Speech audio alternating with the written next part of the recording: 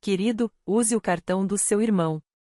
Ele tem cerca de $90.000 guardados, disse minha mãe, entregando meu cartão para minha irmã sem a minha permissão. Ela foi direto para o shopping e encheu o carrinho com eletrônicos, sapatos de grife e perfumes importados. O caixa registrou a compra $88.000. Inseriu o cartão, olhou para a tela e disse: Desculpe, mas este cartão é... Meu nome é Harold. Tenho 33 anos e trabalho como associado em um escritório de advocacia de porte médio no centro. Sou o filho mais velho, aquele que lê as letras miúdas, leva guardanapos extras, conserta o Wi-Fi, revisa contratos e lembra das alergias de todo mundo. Bebo pouco, corro cedo e gosto de ter meus recibos organizados por data, porque o caos me deixa com a cabeça zumbindo. Em casa, sou o calmo. Na minha família, isso significa ser o banco. Era um domingo, fim de tarde, a chuva batendo na janela da cozinha da casa dos meus pais. O ar cheirava a limpador de limão e cebola frita. Minha mãe fatiava pêssegos com aquela faquinha serrilhada que ela tem desde que eu tinha 10 anos. Minha irmã, Jenna, mexia no celular, meio ouvindo, meio rindo. A TV na sala passava um reality show em volume baixo, pessoas de dentes brancos discutindo sobre uma casa de férias. Eu estava encostado no balcão, a gravata afrouxada, lendo um rascunho de acordo no celular porque um cliente gostava de entrar em pânico nos fins de semana. Mamãe não me olhou quando disse aquilo. Simplesmente esticou a mão até o potinho de cerâmica onde deixamos chaves e cartões, pegou um cartão preto que ela sempre chama de um que passa por aproximação e se virou para Jenna como se não fosse nada. Querida, use o cartão do seu irmão. Ele tem uns 90.000 guardados, disse, sorrindo, entregando meu cartão para minha irmã sem pedir. Foi tão casual, tão automático, como se dissesse: pegue um casaco. Mãe, foi tudo o que eu consegui dizer. Jenna deu de ombros e pegou o cartão com 2 dedos, como se colhesse uma flor. A gente só vai olhar, disse. Coisas proam, volta às aulas. Jenna não pisa numa escola há 6 anos. Coloca de volta, falei, tentando manter a voz neutra. Minha boca ficou seca. Meu coração deu aquele salto tenso e leve, o mesmo que dá quando um juiz faz uma pergunta inesperada. Mamãe balançou a mão, irritada. Para de drama, Harold. Depois a gente resolve. Não começa. O sorriso de Jenna se alargou. Você é tão advogado. É só uma comprinha. Os pêssegos brilhavam sobre a tábua de corte. Um fio de suco escorreu até a borda de uma conta de gás. Na TV, alguém gritou: Você me prometeu, e parecia ridiculamente apropriado. Eu não autorizei isso, falei. Não leva. Mesmo assim, Jenna enfiou o cartão dentro da capinha do celular, como se o assunto estivesse encerrado. Já volto, cantarolou, pegando as chaves do carro do papai no gancho da porta. Beijou a bochecha da mamãe e saiu, deixando um sopro de ar frio e um rastro de perfume de baunilha. Mamãe continuou fatiando, como se nada tivesse acontecido. Você sempre torna tudo tão pesado, disse ela em voz baixa. Sabe que sua irmã está tentando se reerguer. Olhei para a faca, para os pêssegos, para o balcão limpo que eu mesmo tinha esfregado depois do jantar. Senti aquela velha pressão se acumulando atrás dos olhos. Engoli seco. Mãe, repeti, mais devagar. Coloca o meu cartão de volta. Ela não colocou. Apenas pousou a faca e, finalmente, me encarou. O olhar dela dizia: não me envergonhe. Não faça cena. Somos família. Aquele foi o primeiro clique da fechadura girando dentro da minha cabeça. Não era raiva. Ainda não. Só um clique. Aqui vai a parte que não aconteceu em um dia. Aconteceu ao longo de uma década de pequenas coisas que não pareciam roubo, porque vinham embrulhadas em palavras de família. Quando meu pai travou as costas, eu paguei a coparticipação do exame de ressonância. Quando o telhado começou a vazar, coloquei o cartão novo na fatura do pedreiro porque o crédito da mamãe estava estranho. Quando Jenna esqueceu de pagar o aluguel, fiz uma transferência só dessa vez porque o senhorio era um babaca e eu não queria que ela ficasse numa situação perigosa. Se alguém estava apertado, eu cobria. Se alguém estava preso, eu dirigia.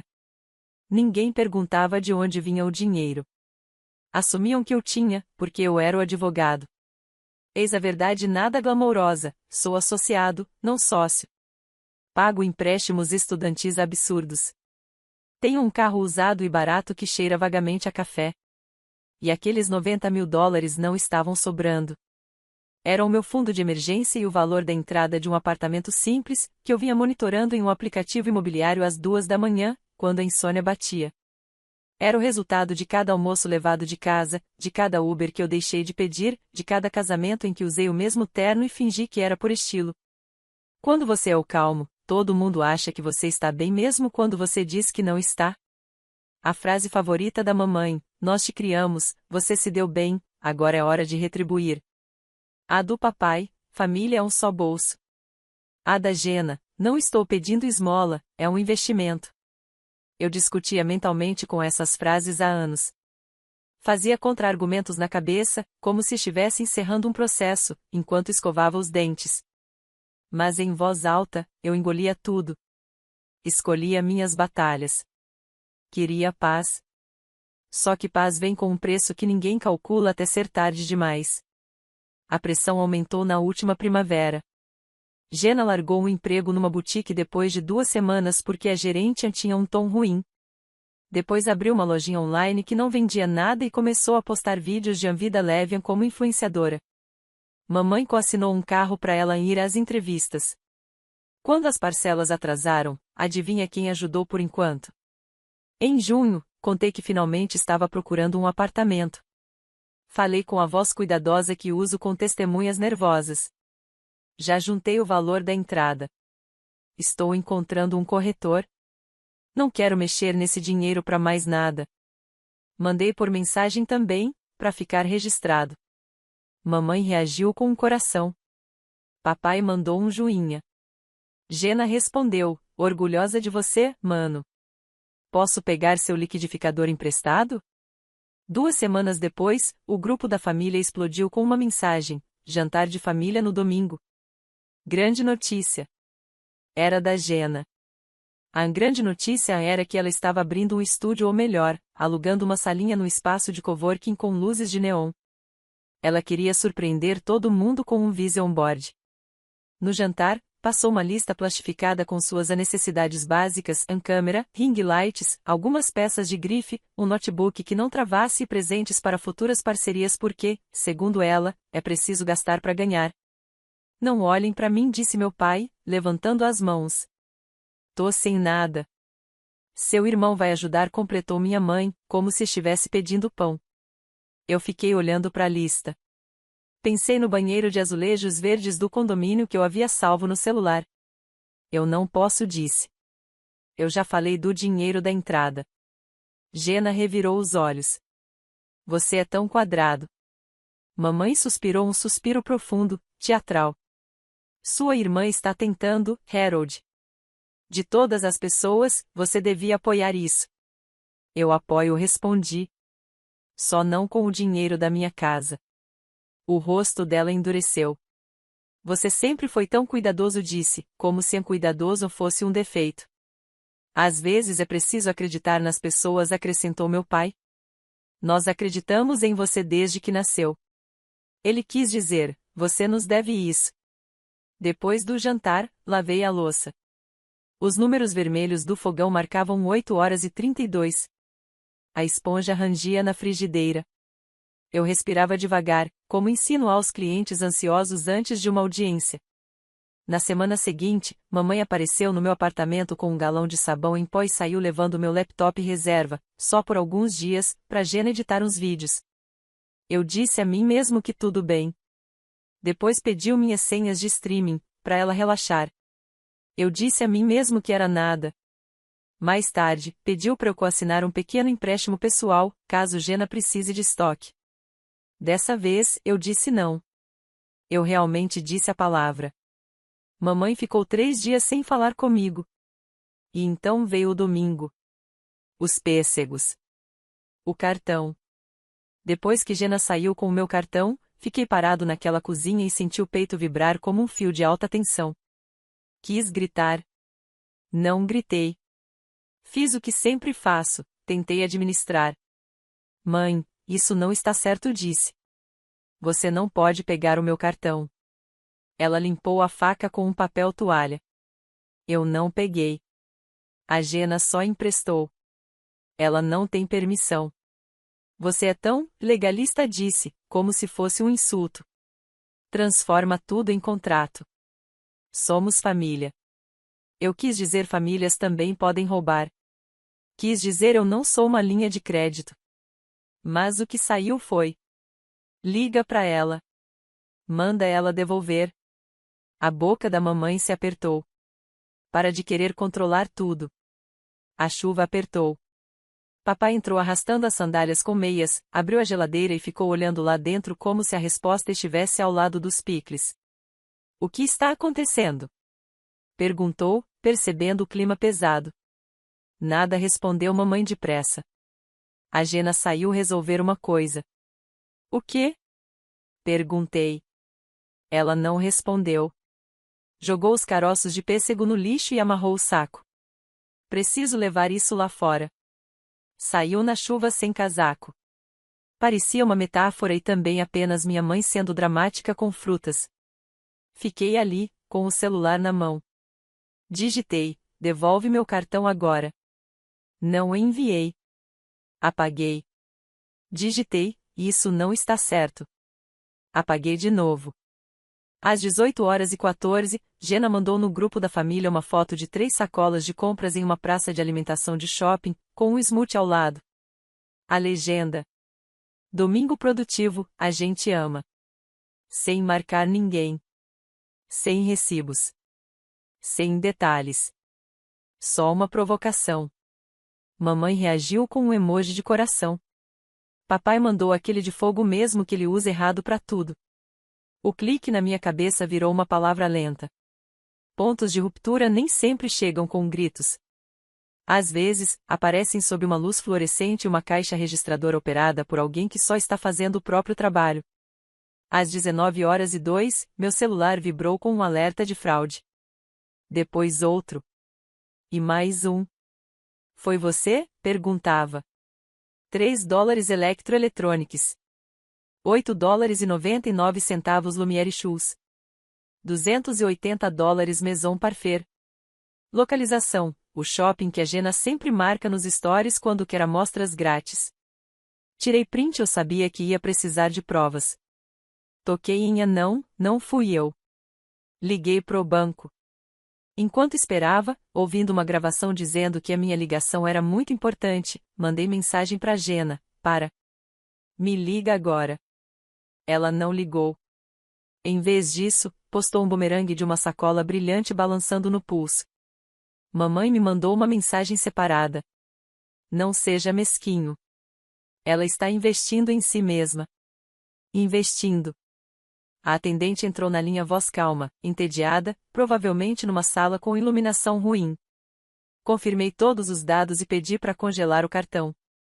Senhor, alguém está tentando fazer uma compra grande neste momento, ela disse com cuidado. O senhor pode confirmar o valor? Quanto? Perguntei. Ela respondeu bem suave. $18.800. Minha boca se abriu, mas nada saiu por alguns segundos. O ar da cozinha pareceu afinar. Desliguei e fui direto pro carro. Não lembro das curvas. Lembro do som da chuva, do rastro vermelho das lanternas, do pedal de freio pegajoso que ainda precisa de WD-40. Estacionei torto e entrei correndo no shopping, o ar cheirava a canela e produto de limpeza. Gena estava na Electroelectronics, iluminada pelo halo de um ring light diante de uma parede de televisões. Ao redor, uma vitrine de fones com cancelamento de ruído, troféus modernos. O carrinho dela estava lotado. Caixas, uma câmera que parecia capaz de filmar um documentário da natureza, 2 notebooks de grife, um tablet, um drone. Usava um casaco acolchoado e a expressão de quem nunca ouviu a palavra não. Mamãe estava ao lado, conversando com o vendedor sobre planos de garantia como se comprasse uma torradeira. Aproximei-me. Me dá o meu cartão. Gena piscou devagar. Calma. O caixa apertou um botão e inseriu o cartão na máquina. Um bip. Pausa. Ele olhou para a tela, depois para Gena. Desculpe, mas este cartão foi. Hesitou recusado. Jenna deu uma risadinha, como se fosse engraçado. Passa de novo. Eu acabei de bloquear, disse eu. Minha voz soava calma, mas o corpo não acompanhava. Me devolve o cartão. Mamãe se colocou entre nós, como uma gerente de loja humana. Não humilhe sua irmã, sibilou. As pessoas estão olhando. Elas deviam olhar, respondi, finalmente deixando as palavras saírem. Você pegou o meu cartão. É dinheiro da família, rebateu mamãe. Você vai receber de volta quando o estúdio dela der certo. O caixa pigarreou, visivelmente desconfortável com a cena. Posso segurar os itens por 15 minutos, disse. Depois disso, eles voltam pro estoque. Pode colocar tudo de volta agora, falei. Essa compra não é autorizada. O rosto de Jenna mudou num instante. O sorriso desapareceu. Você é tão mesquinho, disse, com a voz baixa. Adora me fazer sentir um lixo. Você sempre gostou disso, ela disse. Me dá o meu cartão. Ela empurrou o cartão contra o meu peito e saiu andando com a mamãe. As duas resmungando sobre a minha atitude. Na praça de alimentação, sentaram-se com seus smoothies, como se fosse o intervalo de um espetáculo. Eu me sentei em frente a elas. A mesa estava grudenta. Uma criança atrás de mim chorava por causa de um pretzel. As caixas de som tocavam pop alegre. Minha camisa estava úmida. Minhas mãos tremiam. Mamãe começou. Você podia ter resolvido isso em particular. Você podia ter perguntado, respondi. Podia ter respeitado. Ah, não, disse Jenna, revirando os olhos para o teto de vidro. Eu falei que ele adora bancar a vítima. Peguei o celular, coloquei sobre a mesa e abri o aplicativo do banco. Rolei até os alertas. Os números me encararam de volta à tentativa de 88 mil dólares, mas as pequenas. As capturas de tela alinhadas, como recibos de quem elas eram. Estão vendo isso? Perguntei. Estão vendo o que tentaram gastar? Era um pacote, disse Jenna. Descontos, Jenna? Retruquei, e o jeito que o nome dela saiu da minha boca fez ela finalmente me encarar. Chega! O que quer dizer com isso? Perguntou mamãe, desconfiada. Quer dizer que vai haver consequências, respondi. De verdade desta vez. Mamãe riu. O que você vai fazer? Processar a própria mãe? Disse, como se me desafiasse. Levantei-me, porque ficar sentado parecia impotente demais. Não vou discutir aqui, falei, com a voz firme. Estou indo para casa. Se aparecer qualquer cobrança em qualquer cartão, vou tratar exatamente como faria com um cliente. Vocês terão o mesmo tratamento e nada além disso. Mamãe estalou a língua. Você é sem coração. Talvez, respondi. Ou talvez eu só tenha cansado de ser a carteira da família. Deixei-as lá. A chuva tinha virado uma névoa fina. No carro, soltei o ar pela primeira vez em 20 minutos e o suspiro virou algo parecido com um tremor. No caminho para casa, pratiquei frases em voz alta. Não para o tribunal, para minha vida. As pessoas imaginam o depois como algo silencioso. O meu foi barulhento. O din das mensagens no grupo da família. O toque mudo das chamadas que eu ignorei. O som do meu coração batendo forte toda vez que o nome da mamãe aparecia na tela. Naquela noite, o grupo da família explodiu. Jenna escreveu um parágrafo sobre a humilhação pública e a falta de apoio. Mamãe acrescentou, seu irmão sempre teve problemas de controle. Papai escreveu, vamos ser razoáveis em que, no nosso idioma familiar, significa faça o que sua mãe quer. Não respondi. Tirei fotos de todas as mensagens. Salvei cada alerta. Troquei todas as senhas que ainda não tinha trocado. Ativei a verificação em 2 etapas. Liguei pro banco e pedi um novo cartão, com um novo número de conta. Coloquei uma senha verbal que não fosse meu aniversário, o nome do cachorro nem meu time favorito. Congelei meu crédito. Tirei meu nome dos pagamentos automáticos do plano de celular da família, aquele que eu estava cobrindo temporariamente desde 2021. Cancelei os perfis de streaming que eu pagava e pelos quais ninguém nunca agradeceu. Pareceu mesquinho por 5 segundos. Depois, pareceu respirar. Às 23h43, mamãe ligou. Deixei cair na caixa postal. A voz dela estava baixa e furiosa. Você me envergonhou hoje, ela disse. Acha que o dinheiro te torna superior? Não acho, respondi. Pois devia. Você nem teria esse dinheiro sem a gente. Nós te alimentamos. Te vestimos. Abrimos mão de muita coisa para você poder estudar. Você deve tudo a esta família. Repeti aquela frase na cabeça 2 vezes. A palavra deve arranhava em mim como areia. Às 7h08 da manhã seguinte, chegou uma mensagem do meu pai. Passa aqui hoje à noite. Reunião de família. Digitei, não posso, tenho trabalho. Apaguei. Digitei, ok, 6 horas. Vesti um terno e fui para uma audiência cedo com um juiz que pronuncia meu sobrenome como se tivesse 3 sílabas. Argumentei uma moção. Ganhei. Depois, um colega perguntou se eu queria café. Disse que não. Pedi 2. Tentei me atualizar nos casos, mas meus olhos voltavam pro celular o tempo todo, como cachorro olhando para a porta. Às 18h04, entrei na sala dos meus pais e senti aquele velho aperto de infância nos ombros, como se eu precisasse sentar mais reto sem que ninguém mandasse. Mamãe estava ereta no sofá com um caderno no colo, como se tivesse preparado um discurso. Gena usava óculos escuros dentro de casa. Papai andava de um lado pro outro.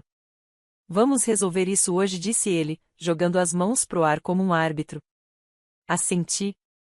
Ótimo. Resolver é bom. Sentei. Coloquei o celular virado para baixo. Cruzei as mãos para disfarçar o tremor. Mamãe começou. Você humilhou sua irmã por causa de um mal-entendido. O que foi mal-entendido? Perguntei. Achamos que suas economias eram para os objetivos da família, disse ela, usando a palavra objetivos como se estivesse apresentando um projeto. O estúdio da Gena é um investimento familiar. Não respondi. Não é. Egoísta, rebateu Gena. Acha que esse seu empreguinho de advogado te faz melhor que a gente? Ri. O som me surpreendeu. Nada no meu trabalho tem de pequeno, disse. Mas não se trata de ser melhor.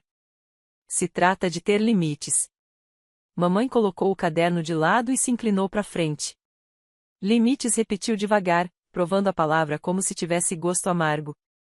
Então, aqui está o que propomos. Ela realmente usou essa palavra propomos. A gente define um orçamento mensal de apoio familiar, só até a Gena se estabilizar. Você contribui, digamos, 2.000. Isso não é nada para você. E você para de transformar tudo em confronto. Minha boca abriu e fechou. Respirei fundo. Peguei uma pasta fina da minha bolsa e coloquei sobre a mesa de centro. Na capa, em fonte limpa, lia-se: Acordo de Conduta Financeira Familiar. Gena riu, debochada. Ah, meu Deus! Eu redigi no horário de almoço e expliquei. Não é uma armadilha. É clareza. Do jeito que eu gosto, mesmo que doa um pouco. O que tem aí dentro? Perguntou mamãe. Exatamente o que venho dizendo há meses, respondi. Minhas contas são minhas. Ninguém pode segurar ou usar meus cartões. Qualquer pedido de dinheiro deve vir por escrito, com propósito, valor e condições de reembolso. Sem chantagem emocional. Sem visita surpresa para emprestar coisas que eu preciso pro trabalho. Se houver emergência, a gente conversa. Emergência de verdade, hospital, não iluminação de estúdio. Mamãe ficou vermelha. Nós não vamos assinar isso. Tudo bem, respondi. Ainda assim, vale do mesmo jeito. Você não pode impor regras pra gente, disse Gena. Posso impor regras pra mim, falei. E estou fazendo isso agora. Mamãe se levantou. Saia da minha casa. Levantei também. Tá bom. Ela pareceu surpresa. Vacilou. Você vai embora? Sim, disse. Entro em contato quando eu estiver pronto. Pronto para quê? Perguntou Gena. Silêncio, respondi. Uma pausa. Não seja dramático, disse meu pai. A voz cansada. Ele sempre fica cansado quando precisa enfrentar a mamãe. Não é drama, falei. É fim. Saí. Caminhei até o carro envolto num silêncio que não sentia há anos. Não era felicidade. Era espaço. As 3 semanas seguintes foram uma lição sobre o que acontece quando você sai do papel que os outros esperam que você cumpra. As mensagens começaram intensas, depois azedaram, depois cessaram. A tia Marlo escreveu: família perdoa. Seja a pessoa maior. O primo Léo mandou: kkk, sua irmã disse que você tá rico agora. Parabéns. Uma pessoa com quem eu não falava desde o colégio me mandou mensagem: sua mãe disse que você tá tendo um surto emocional. Fiz capturas de tela. Deixei o celular virado para baixo várias vezes. Depois, o porteiro do meu prédio ligou dizendo que um entregador havia deixado um pacote. Dentro, estava o meu notebook reserva arranhado e um ring light ainda no plástico. Sem bilhete. Fotografei e salvei a imagem numa pasta chamada Devoluções. Segui em frente. Visitei o condomínio com o banheiro de azulejos verdes. Conheci o corretor. Fiz as contas. Senti o medo enorme de fazer algo grande por mim, depois de anos fazendo coisas grandes pelos outros. Numa quinta-feira, eu estava no tribunal quando o celular vibrou número restrito. Deixei ir para a caixa postal. Era a mamãe. A voz dela estava diferente, fraca, quebradiça. Precisamos da sua ajuda, disse ela. A Gena teve um problema com o cartão.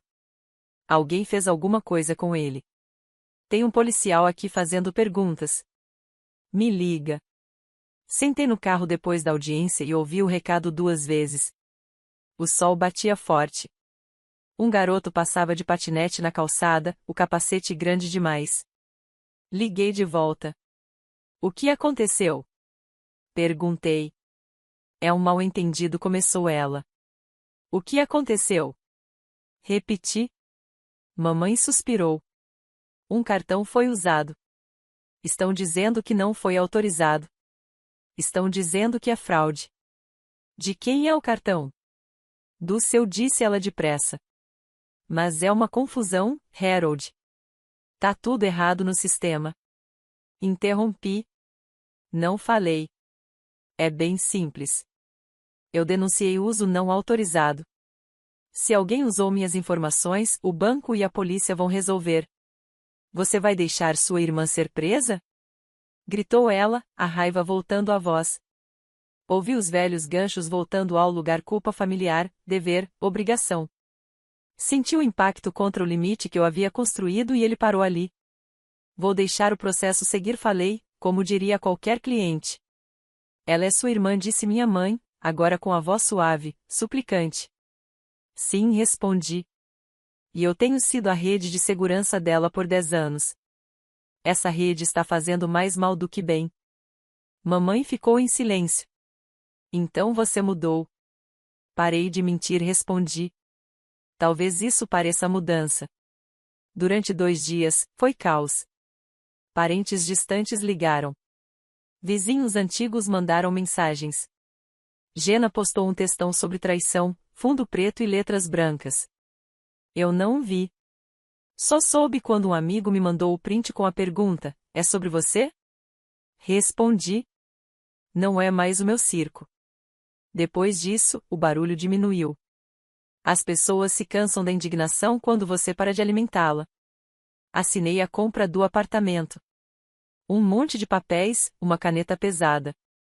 Segurei as chaves, ainda mornas da mão da corretora, e senti o peito se soltar como um nó se desfazendo. No dia da mudança, meu amigo Marcos carregou as caixas mais pesadas e fez piadas sobre meus livros de direito, manuais antigos que eu guardo por nostalgia, porque sim, eu sou essa pessoa. Montamos uma mesa barata da IKEA, que balançava até parar de balançar. Comemos pizza sentados no chão, porque eu ainda não tinha mesa. Não era glamouroso. Era meu. Às 21h14, fiquei sozinho no banheiro de azulejos verdes e me olhei no espelho. Pensei na cozinha com os pêssegos e a faquinha. Pensei no rosto da minha mãe quando falei em consequências. Pensei em todas as vezes que fui até lá meia-noite com sacolas de mercado fingindo que aquilo era amor. O celular vibrou. Uma mensagem do meu pai. Orgulho de você. Só isso. 2 palavras, sem emojis, sem cobranças. Fiquei surpreso com quanto aquele pequeno gesto apertou atrás dos meus olhos. Respondi. Obrigado. E nada mais. 2 meses depois, papai me chamou para passar lá em casa sem drama. A casa estava igual. Limões no balcão, TV murmurando, o gancho com as chaves. Gena não estava. Mamãe serviu o chá que ela nunca toma e empurrou a xícara na minha direção. Eu não devia ter pegado seu cartão, disse, olhando pro vapor. Nem mandado a Gena pegar. Me convenci de que era pelo futuro dela. Mas não era a minha decisão. Minha garganta apertou. Anos de brigas, e enfim, palavras simples. Ela voltou a trabalhar na boutique e acrescentou. Meio período. Ela odeia. Trabalhar faz bem, falei. O tédio ajuda. A boca dela se curvou num quase sorriso. Você sempre gostou do tédio. Silêncio. O cachorro do vizinho latiu 2 vezes, como pontuação. Eu não sou mais o banco da família, disse. Não como ameaça, mas como fato. Eu sei, respondeu mamãe. Eu sei agora. Papai estava sentado, olhando para as minhas mãos. Eu devia ter parado antes, disse. Achei que estava mantendo a paz. Você estava mantendo o silêncio, respondi. Ele assentiu. Sabia. Você me odeia? Perguntou mamãe de repente. Balancei a cabeça. Estou menos com raiva agora. Só cansado. Não te odeio. Ela soltou o ar num suspiro longo. Podemos ver seu novo lugar? Não podem, respondi. Mas tragam pêssegos. Rimos. Um riso pequeno, sincero. Na porta, ela hesitou, depois estendeu minha velha chave reserva. Eu nunca usei. Nem devia ter ficado com ela. Obrigado, disse, e dessa vez quis dizer de verdade. No carro, deixei o silêncio se instalar. Minhas chaves pareciam mais pesadas não pela quantidade, mas pelo significado. Aqui está o que a prática me ensinou: limites parecem cruéis quando você foi treinado para ser útil. Parecem frios quando seu papel sempre foi ser o calor da casa. Mas limites não são muros, são portas com trancas que você controla. As pessoas que te amam batem. As que amam o que você oferece, tentam girar a maçaneta. Terminei de ser acesso. Agora, eu ajudo quando escolho, não quando me encurralam. Na semana passada, Gena me mandou uma foto de um contra-cheque pequeno. Não é muito, mas é meu. Respondi. Orgulho de você. E deixei o celular de lado. Hoje à noite, vou jantar na mesa bamba da IKEA, olhar para os azulejos verdes e pensar. Eu consegui. Meu cartão fica na minha carteira a menos que eu decida o contrário. Essa é a moral. Não vou mais deixar que me usem. E o bônus? Quando você deixa de ser o banco, para de estar quebrado nas formas que o dinheiro nunca mede. Aquele primeiro clique na minha cabeça, naquele dia não era uma fechadura se trancando, era uma chave girando por dentro.